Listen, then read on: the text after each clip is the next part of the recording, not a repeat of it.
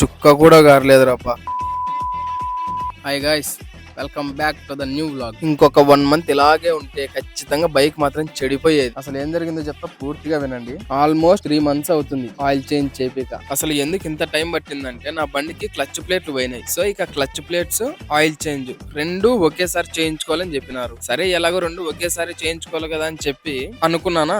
ఈ గ్యాప్ లో oil change గురించి పూర్తిగా మర్చిపోయినా. ఆ ప్లేట్ లో మధ్యలో షేడ్ అయ్యి కనిపిస్తుంది కదా, అది మాత్రమే మన ఇంజన్ లో నుంచి కారిన ఆయిల్ అన్నమాట. జస్ట్ ఒక 5 ml కారింటుంది అంతే. నాకు తెలిసి బైక్ ని ఇంత దారుణంగా ఎవ్వరూ ఉంచుకోరు. మీరు మాత్రం నాలా చేయకుండా ఎవ్రీ 2000 kilometers ఒకసారి ఆయిల్ చేంజ్ చేయించుకోండి. బైక్స్ చాలా బాగుంటాయి. ఆయిల్ బాటిల్ కొనడానికి వెళ్ళినప్పుడు అందులో టోకన్ ఉంది భయ్య. ఆ టోకన్ తీసుకుని 20 రూపాయలు వెనక్కి ఇచ్చేసాడు షాపోడు. నెక్స్ట్ టైం వెళ్ళినప్పుడు చూసుకోండి. ఎండలు మాత్రం చితక్కొట్టేస్తున్నాయి బ్రో, సమ్మర్ లో కొట్టినట్టుగా. ఇంకా ఇప్పుడు చలికాలమే కదా, ఎండలు మాత్రం చంపేస్తున్నారా బాబు. అదన్నమాట ఈ వీడియో. మీరు మాత్రం మర్చిపోకుండా like, share, comment and don't forget to subscribe. ఉంటా మరి అయితే.